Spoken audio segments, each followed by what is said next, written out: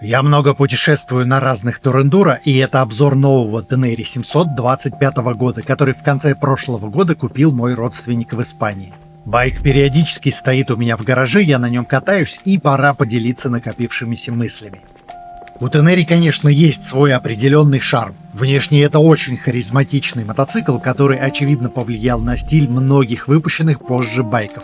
Tenere был отмечен одними из самых авторитетных наград в области дизайна. Это самый продаваемый среднекубатурный турендуро в Европе за последние 6 лет, поэтому сказать, что Tenere не нравится внешне, это как признаться, что твой вкус слишком специфичен.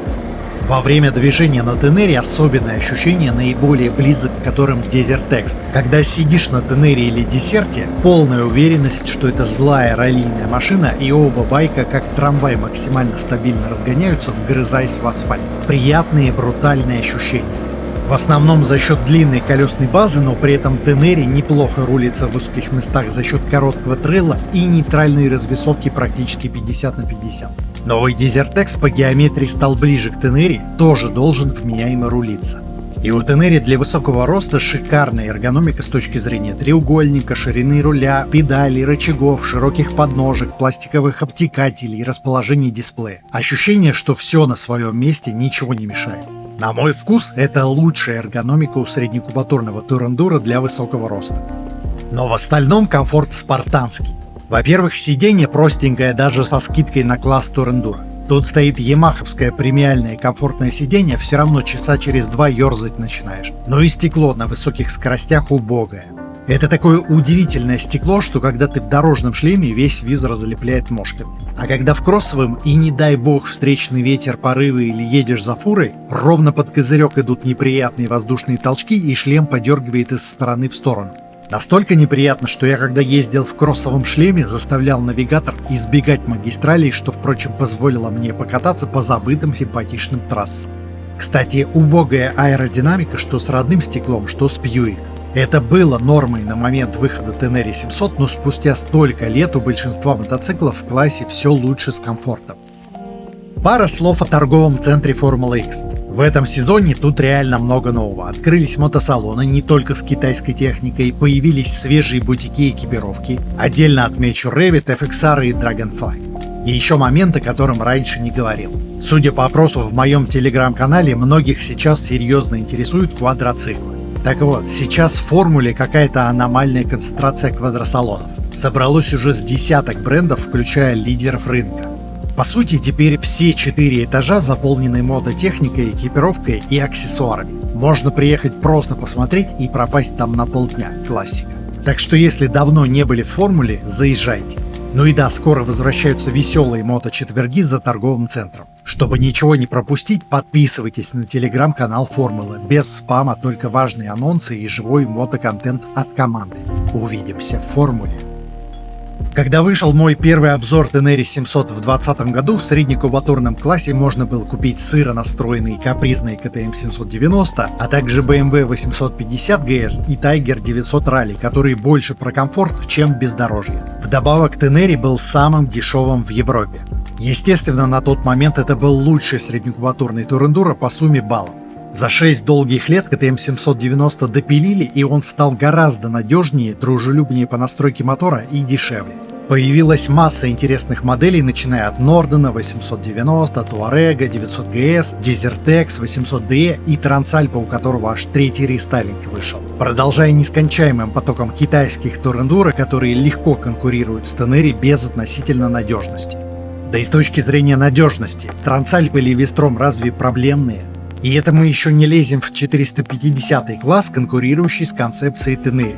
Причем, если раньше Tenere был самым дешевым среднекубатурным турендуро, поэтому на его спартанские решения можно было закрывать глаза, то сейчас в Европе он существенно дороже не то что китайцев, но даже японских 800DE и Transalp и итальянского Touareg.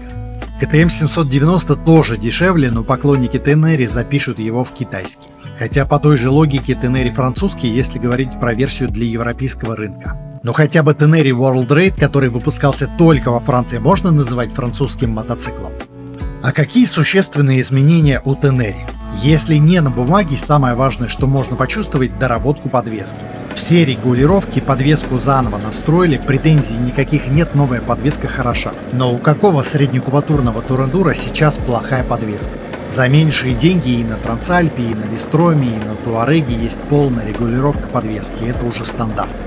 Цветной дисплей тоже на всех стоит, и, на мой взгляд, старый монохромный более стильным был, новый никакой дополнительной ценности не дает. Добавили электронный газ, но круиз-контроль зажали, а квикшифтер и так у всех конкурентов за этот ценник есть, тоже ничего особенного. Инерционный блок зажали, на Тенере простейший трекшн-контроль, который априори не может конкурировать с системами европейских байков. Появились два режима езды, но на самом слабом мотоцикле в классе в этом большого смысла нет. Очевидно, во втором режиме байк совсем дохлый. А если типа ты ездишь на асфальте в спортивном режиме, а при съезде на грунтовке меняешь режим, в этом не так уж много смысла. Объясняю. Вот привык ты к определенному отклику на ручку газа, синхронизировался с мотоциклом. Съезжаешь с асфальта, переключаешь режим, и ручка начинает работать непривычно вяло. Соответственно, перестаешь четко контролировать мотор, нужно заново привыкать. Когда у мотоцикла за 100 сил, смысл появляется, и то стабильнее ехать в привычном режиме, чем менять туда-сюда, но на 73-сильном это точно лишнее. Стоило переходить на электронный газ ради одного квикшифтера. Чтобы оставаться на месте в звании короля класса, нужно двигаться вперед со скоростью остальных. Тенере, на мой взгляд, слишком долго топчется на месте. Уместно напомнить, что Тенере 700 древнее, чем кажется. Шпионские снимки дорожных мотоциклов практически готового Тенере появились в 2016 году, в том же году байк показали на EICMA с обещанием запустить в продажу в 2018 году, но задержали. Внутреннюю кухню мы не узнаем, скорее всего, настолько длинный цикл производства из-за множества участников при создании байка. Основная инженерия велась в японском и итальянском отделах разработки, настраивала мотоцикл французская раллийная команда. Еще некоторые источники утверждают, что дизайн рисовал голландский офис GK Design, хотя награды за дизайн получало итальянское подразделение, и видео с лепкой кузовных панелей вроде из итальянской студии. Чтобы это не казалось простым, нужно было привозить компоненты из Японии и собирать во Франции. В итоге мотоцикл даже к моменту запуска не поражал высокотехнологичными решениями. Простой пример — сцепление. Знаете, у каких моделей из этого списка есть проскальзывающее сцепление? У всех, кроме Тенере. Это не какой-то хитрый ход для бездорожья, просто мотор CP2 выпущен в 2014 году, когда классическое сцепление было нормой, сейчас нет. Тут нужно объяснить, что в русскоязычном сегменте проскальзывающее сцепление воспринимается иначе. Сначала был термин «слипер клатч» еще с кольцевых гонок, который перевели как проскальзывающее сцепление. Затем технологию доработали до Assistant Slipper Clutch или аналогичных названий, но на русском другой термин не прижился, чаще по старинке называют проскальзывающим сцеплением все вместе. Есть несколько вариантов реализации технологии. Самая популярная, когда внутренний барабан сцепления и прижимная пластина с характерными наклонными зубьями и пазами. Когда при торможении двигателем возникает обратный крутящий момент, прижимная пластина пытается выкрутиться из барабана, ослабляя прижим диском, что препятствует подпрыгиванию или блокировке колеса при резком переключении передач вниз. Но это полдела. Ассист подразумевает обратную ситуацию, когда при ускорении прижимная пластина самостоятельно вкручивается в барабан, поджимая пакет дисков сцепления. А в классическом сцеплении диски прижимаются только за счет жесткости пружин. Как следствие, из-за самозатягивающегося эффекта можно использовать меньше пружин и делать их мягче, а это главный фактор усилия на рычаге сцепления. Дальше можно углубляться в нюансы настройки. Например, КТМ даже ассист делает с жесткими пружинами, потому что и моторы мощные, и сцепление проектируется под жесткую эксплуатацию на бездорожье. А Honda традиционно выбирает предельно мягкие пружины под максимально легкий выжим и любительскую эксплуатацию. Собственно, Honda популяризировала технологию Assist Clutch после выпуска Fireblade в 2008 году. Если углубиться, Honda владеет почти четвертью компании FCC, поэтому новые технологии FCC в сцеплении часто разрабатываются совместно с Honda, а дальше разлетаются по другим производителям. FCC — это крупнейший производитель сцеплений в мире, на большинстве японцев, стоит на половине европейцев и даже кое-где на китайцах. Неудивительно, что у большинства FCC-шная архитектура проскальзывающего сцепления. Проскальзывание принципиально не удорожает сцепление и не ухудшает надежность, скорее даже наоборот. Просто двигатель CP2 разрабатывался, когда проскальзывающее сцепление еще не стало стандартом на недорогих мотоциклах. Как пример, на Трансальп 700 стояло классическое сцепление, а на Трансальп 750 уже проскальзывающее сцепление с 3 пружинами. Если найдете рядом старый и новый Трансальп, будете удивлены, насколько на новом Трансальпе легче выжить. Таких примеров много, причем даже в простейших байках типа CRF 300, где тоже случился переход на проскальзывающее сцепление, и все конкуренты Teneri на него перешли. Если взять Yamaha, у R1 до 2016 года стояло классическое сцепление, после проскальзывающее. У MT-09 до 2017 года классика, после проскальзывающее. У MT-03 в прошлом году сцепление тоже заменили на проскальзывающее. Можно заметить, что чем дороже мотоцикл, тем раньше был переход. Причем на 700-ю линейку уже и роботов пихнули, но не переделали сцепление. Точнее, у Teneri и Tracer 7 нет, а MT-07 в прошлом году обзавелся проскальзывающим сцеплением от FCC. Учитывая, что у Teneri самый слабый, довольно мелкий мотор, если бы Yamaha внедрила Assist Clutch и 8 фрикционных дисков, как у всех, а не 7, сцепление выжималось бы силой мысли без ухудшения характеристик. Если идти дальше, Teneri и его копия Voyage 800 – единственные мотоциклы в классе со старомодной дуплексной рамой. Дуплексная рама подразумевает прокладку труб снизу, из-за чего начинаются компромиссы. Либо рама тяжелее, либо выдерживает меньшей нагрузки и менее жесткая. Обычно на дуплексе двигатель смещается чуть выше, верхняя часть рамы тоже повыше, что повышает центр масс и высоту сидения. По цепочке ухудшается комфорт из-за тонкого седла, запас хода из-за мелкого бака, четкость рулежки из-за длинной базы и мягкой рамы, ощущение веса и так далее. Сказать, что рама сделана ради надежности и ремонтопригодности в случае с Teneri нельзя, потому что, во-первых, это одна из немногих в классе рам с приваренным подрамником, что ремонтопригодность делит на 2. А во-вторых, у Teneri самая низкая разрешенная грузоподъемность среди всех мотоциклов в классе, за исключением китайцев. Никакого хитрого плана в этом нет, просто раньше дуплексная рама была стандартом для недорогого турендура. Опять пример Трансальпа. На 700-м была классическая дуплексная рама, на 750-м уже ромб с несущим двигателем. Я понимаю, что здесь стоит мотор с легендарной репутацией, который Yamaha не хочет переделывать, пока он совсем уж не устареет. А чтобы спроектировать современную прочную и легкую раму для турендура, где двигатель будет несущей частью, наверняка придется и в мотор залезть, переработав точки нагрузки и крепления. Это комплексная история. Опять же, двигатель на 73 силы в 2019 году воспринимался нормальным, сейчас Teneri самый слабый в классе. Если начать говорить, что мощность не важна, тогда легкие 450-ки в 2-3 раза дешевле. Я искренне любил Teneri, но даже легендарные мотоциклы устаревают.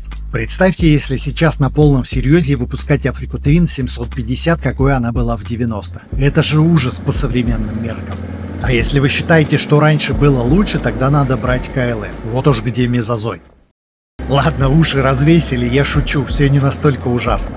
Мощности у Teneri достаточно для мотоцикла, который все время на внедорожной резине. У Teneri мотор работает идеально точно, он предсказуемый и четкий в любых условиях. Ему абсолютно без разницы, на какой передаче тянуть. У него нет проблем с вибрациями, экономичный, ресурсный, с одной из самых низких степеней сжатия в классе до сих пор рекомендован 91-й бензин. На бездорожье я наслаждаюсь тем, что с двигателем не нужно бороться. Он ровно работает на любых оборотах, его легко контролировать в любых ситуациях, особенно на каких-нибудь гравийных подъемах, дозировать тягу, чтобы тянул без пробуксовок. Не надо его постоянно накручивать про запас, поджимая сцепление, никаких лишних движений. Электронный газ тоже хорошо. Во-первых, чуть сглаженный отклик на ручку еще больше контроля дает. Есть полноценный двухсторонний квикшифтер. Круиз-контроль легко докупить, а даже если не покупать электронную ручку, легче держать на магистрали. Переделку на электронный газ многие в штыки восприняли, типа все, Teneri теперь ненадежный и одноразовый. Кабель от ручки газа, даже если вдруг оборвется, хотя это из области невероятного, ни разу не слышал ни от кого о подобной истории, хотя порванный тросик – житейское дело. Но даже если представить ситуацию, тогда с электронным газом мотор переходит в аварийный режим работы.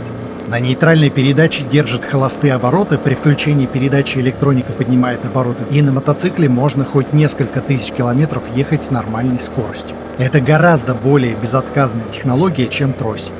На мой взгляд, это лучший двигатель для эксплуатации на бездорожье среди среднекубатурников. Думаю, многие согласятся, что турендуро мечты – это ямаховский двигатель в шасси от КТМ. Опять же, из-за того, что моторчик небольшой и слабый, у Тенери нет реальной проблемы с жестким сцеплением, а отсутствие проскальзывания добавляет брутальных ощущений. Я бы хотел проскальзывающее, но и с этим можно весь день кататься, тут не как на КТМ. Что касается рамы, на Тенери нижние трубы проложены сбоку от двигателя, поэтому мотор и рама фактически не выше, чем у прямых конкурентов.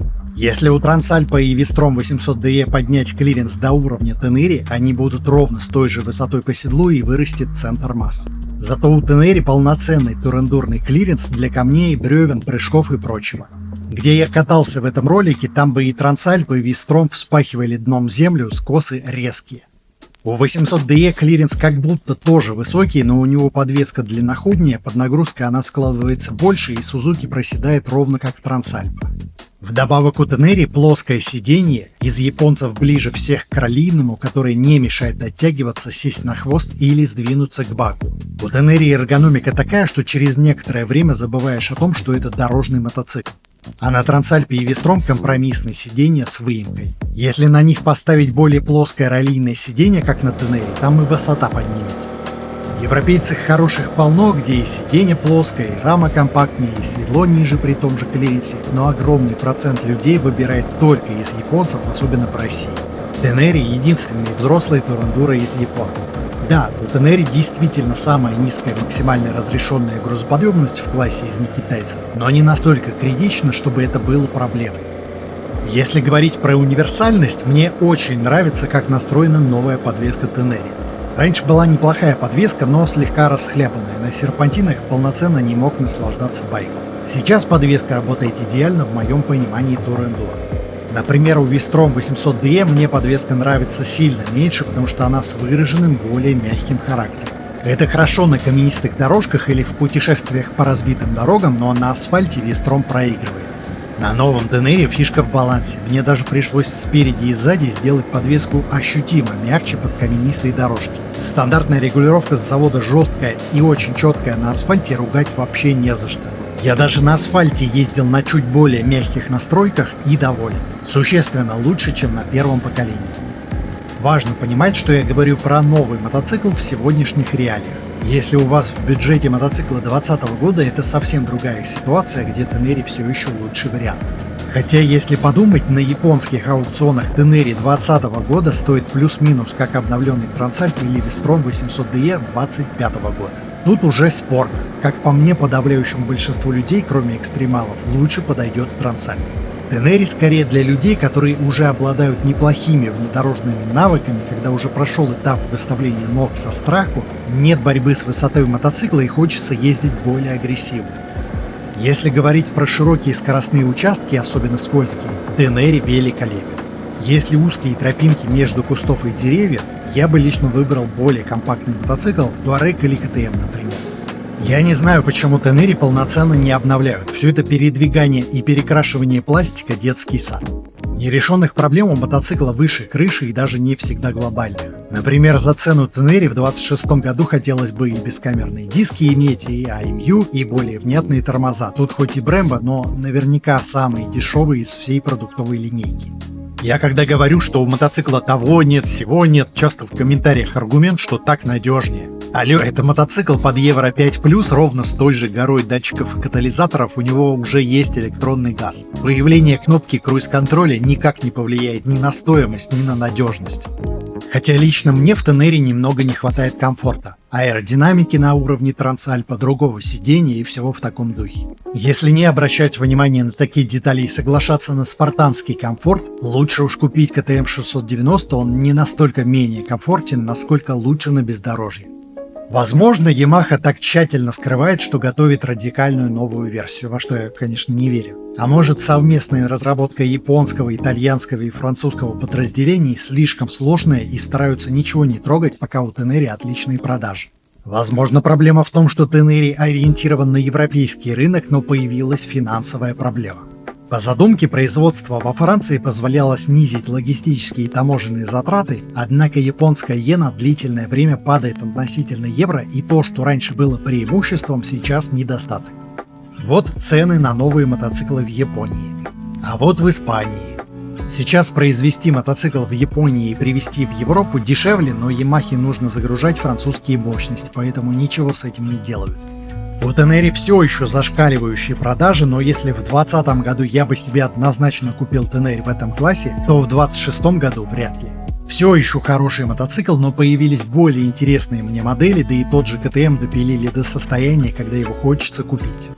Если сбавить энтузиазм по поводу бездорожья и нужен байк на каждый день или чисто путешествие, Transalp, на мой взгляд, лучше. Он сильно комфортнее в широком смысле, и для людей без опыта он проще на бездорожье, потому что Tenere дико высокий и с безумно высоким центром масс. Новички все равно не смогут использовать потенциал Tenere.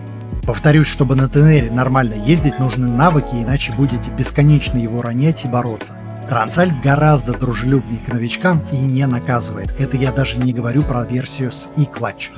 Вообще тот случай, когда нужно пробовать. Что у Transalp, что у Tenere есть свой выраженный характер. Если у Transalp просто объяснить словом дружелюбность, то у Tenere сложно описываемая брутальная харизма при вождении, которая может в себя влюбить. Например, родственник с чего вдруг решил купить Tenere. Вариантов было несколько, и с его ростом Tenere не самый подходящий мотоцикл, на мой взгляд. Взял Tenere в аренду на несколько дней, попутешествовал на нем и купил себе такой же. Если вы находитесь в Европе, напомню, что у моих друзей Rent Moto 5 в Лиссабоне стоят обновленные Tenere и Transalp 25 года в максимально ухоженном состоянии. Можете нос к носу их сравнить и не терзать себя сомнениями. Ребята русскоязычные, крайне лояльные. В России Tenere тоже можно кое-где в аренду найти, поищите перед покупкой. У Transalp, чтобы наслаждаться бездорожьем, хочется сразу купить комплект другого пластика, но был бы Tenere моим, я бы и на него сразу поставил комплект пластика. Все равно мало-помалу расцарапываешь пластик при падениях, потому что дуги не всегда защищают, и даже без падений от эксплуатации. Водами царапаешь или банально безрамочные сумки со временем протирают лак. Можно в пленку закатать, но это не дает стопроцентной защиты и не настолько дешевле полного комплекта полипропилена, во всяком случае в Европе. Кстати, из-за того, что Tenere все эти годы держится в топе продаж Европы и за 7 лет не изменился по части рамы и точек крепления, на местном Авито для Tenere есть куча аксессуаров, я даже комплект полипропиленового пластика видел по цене хорошей пленки. На этом байке дуги с царапинами и еще кое-что взяли с рук за копейки. Сейчас, конечно, индустрия перешла на прочные, но компактные рамы, что влияет на высоту, и все чаще появляются мотоциклы, где думали над занижением центра масс. Tenere по числам легкий, причем Yamaha нисколько не соврала, но ощущается байк более массивным. Какой-нибудь KTM 890 гораздо послушнее с точки зрения веса, хотя формально существенно тяжелее. Tenere очень высокий, то есть более вероятная ситуация, когда наступил ногой на землю чуть ниже ожиданий и байк резко начинает заваливаться. KTM при гораздо большем наклоне легче удержать. И это у меня еще мотоцикл, где ничего не навешивали сверху, дуги и все. Глушитель легче родного, короткий хвост под номер легче, поэтому вес плюс-минус как у стокового даже с дугами. Можно даже заметить, что здесь нет защиты рук. Это, конечно, не для облегчения, владелец ронял байк, и заводские гарды что слева, что справа лопнули по одному и тому же месту, и еще не критично лопнул пластиковый щиток вилки. При таком весе хотелось бы, чтобы мотоцикл себя не ломал при падениях. Tenere – классный байк, надежный и харизматичный, но я вижу, что это мотоцикл прошлого поколения и все больше обращаю внимание на недостатки. Пройдет пара-тройка лет и без серьезного рестайлинга мотоцикл будет пародией на самого себя.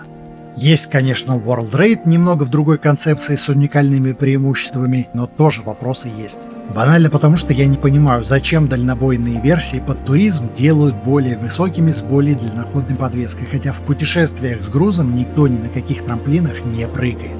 Я бы наоборот на пару сантиметров ниже стандартного опустил и был бы шикарный мотоцикл, но кто меня слушает? Поддержать меня можно на Бусти или Патреоне.